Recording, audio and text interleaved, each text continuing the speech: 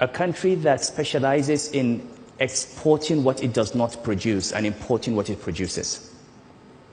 One of the world's largest producers of crude oil that does not refine its own petroleum products and has to import petroleum products.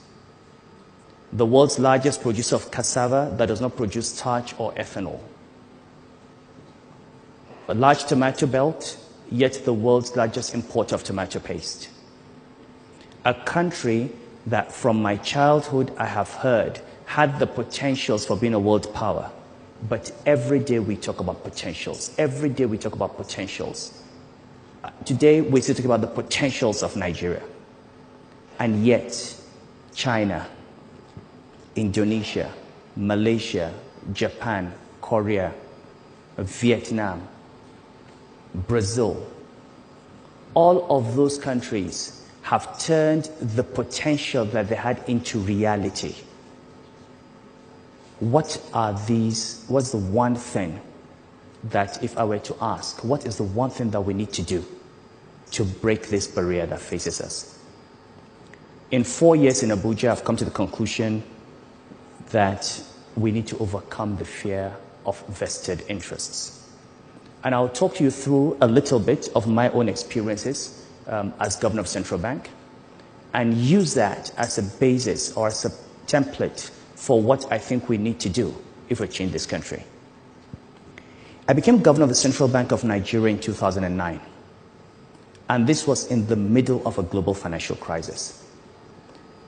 I came to the central bank knowing that banks had problems and believing that these problems were caused by a global crisis, by the collapse in the capital market, the collapse in the price of oil, and that they would be fixed by simply addressing the normal risk management issues in banks.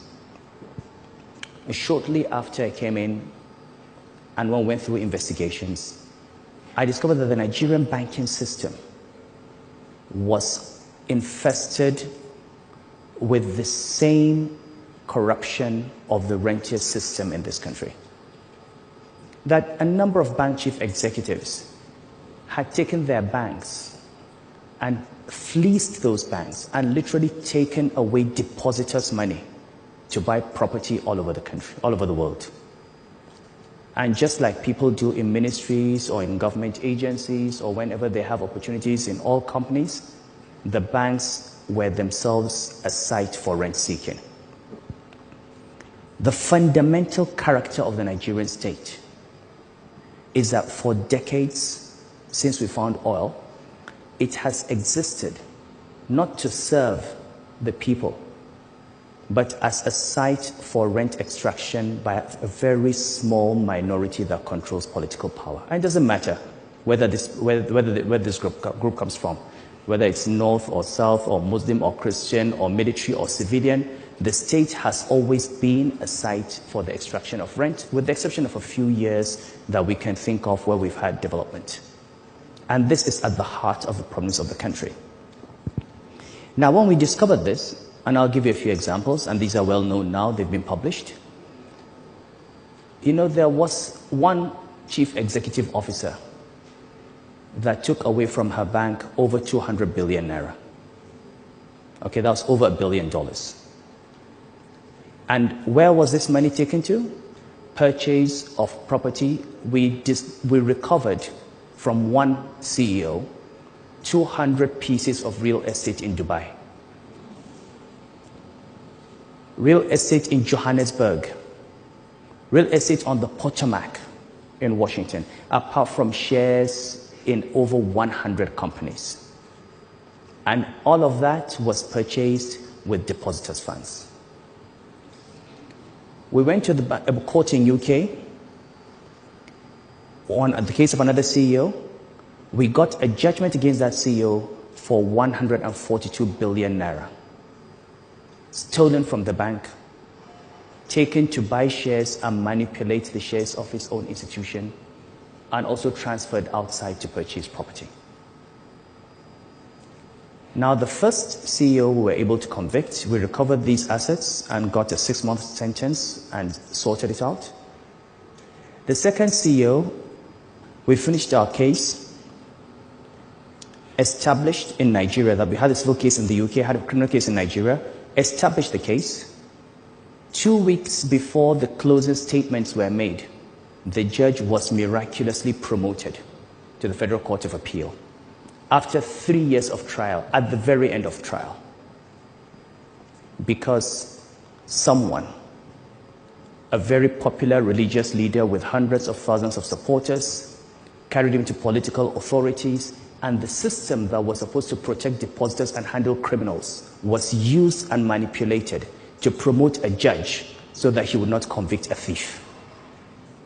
Now, this is an example and an instance of the kinds of things that happen in a country that stop a country from reaching its full potentials. But my experience with the banking reforms and how it affects the fear of vested interest was the following. After we discovered the things that happened in the banks, the critical thing we had to do was take a decision that would pitch us against powerful political and economic forces. We were dealing with chief executives that in 2009 had become invincible. They were in the seat of power. They had economic power, and they had bought political protection. They were into political parties. They had financed the elections of officers, and they believed that nobody could touch them. And every time I said it was time for us to take action, people said to me, "You can't touch these people, you'll be sacked." Or, "You can't touch these people, they will kill you." Or, "You can't touch these people, you can't do that." And I said, "You know what? We are going to take them on." And we took the decision. We're going to remove them. And you know what? We removed them and nothing happened. We're going to prosecute them. We're going to put them in jail. And we put one of them in jail. And we're going to recover these assets. Because the way the central bank operated in the past was these guys take all this money and the central bank says the bank has failed. The banks that we saved had 4.4 trillion naira in deposits. They had 8 to 10 million customers. But the government and the system has always betted on the side, has always bet on the side of the rich people. Because these 8 million customers, the old woman in Boko, or in Yenagoa, or in Maiduguri, who has been told to save her money, and who saved money for 40, 50 years, wakes up one day and all her savings are gone. The civil servant who worked for 35, 40 years, kept his pension money in the bank, the school fees of his children, the medical bills, wakes up one day and he finds that his bank is barricaded because the bank has failed. Banks do not fail. When people say banks have failed, it's like seeing a man whose throat has been slit and you say the man died. He did not die, he was killed. And those that murder the banks, those that destroy these deposits, have always walked away. They become senators. They become governors. They become captains of industry. They set up new banks. And they continue. And the millions of poor people who don't have a voice, that's it. Nobody knows the number of Nigerians who have died from failed banks because they were sick and could no longer pay their medical bills because those bills were, the money was locked up in a bank that has failed.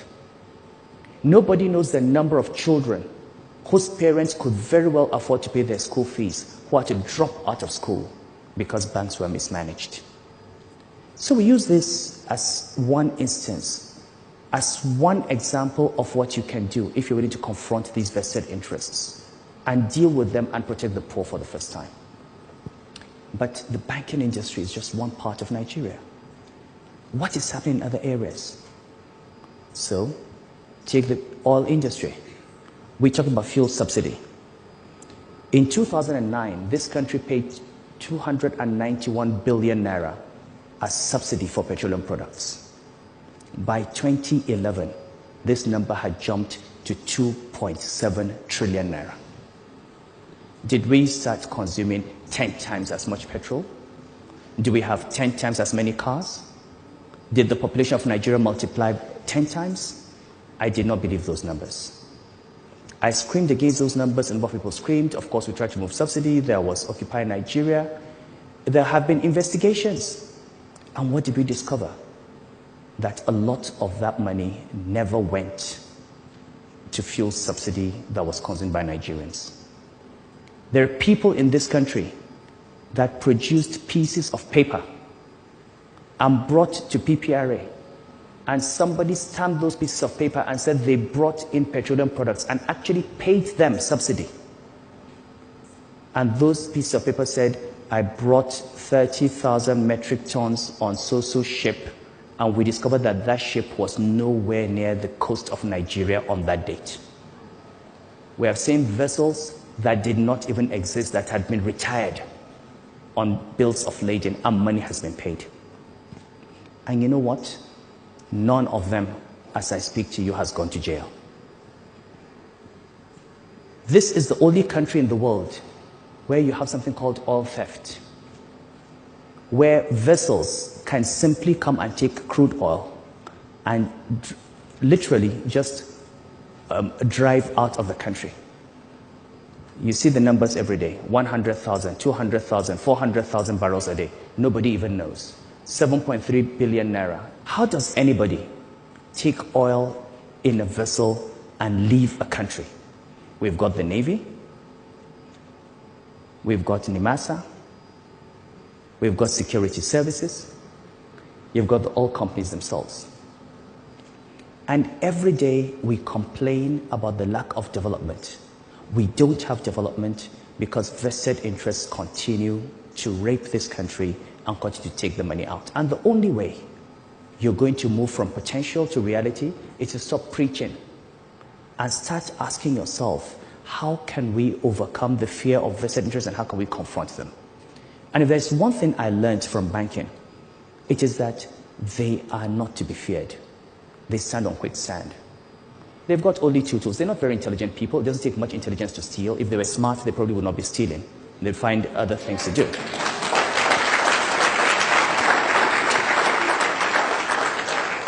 They have two weapons, and two weapons only. First is, how much do you want?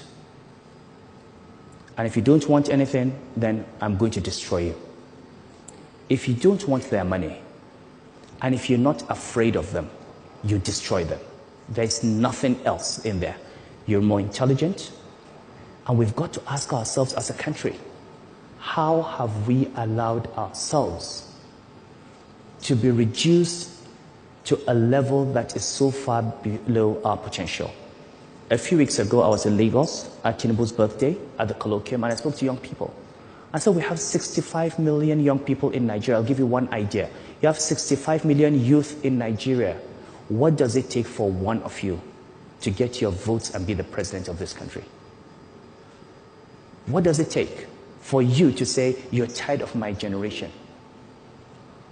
I'm going to get one 40-year-old, intelligent, committed, patriotic Nigerian, and we're going to ask all the youth to vote for him. What does it take for you to address these issues sector by sector? Identify these interests one by one and confront them. Why does it have to take fuel subsidy removal for us to come out and challenge the rot that is in our country? What are we afraid of? We're afraid of losing the security that we have today. We may not lose it today, we will lose it tomorrow. So if there's one thing I have, one message I have for every Nigerian, is to remember that the problems of this country are enormous. The solution is simple. And that solution is we must recognize that at the heart of the problem of Nigeria, at the heart of 90% of our issues, from Boko Haram to religious crisis, to ethnic crisis, to unemployment, to the lack of education, to the lack of healthcare, is that there are people who profit from the poverty and underdevelopment of this country. And these people are called vested interests. And so long as they remain entrenched, and so long as we do not overcome our fear of them and dislodge them, we are not going to find a solution to this problem, and we're not going to reach our true potentials. My time is up. Thank you very much.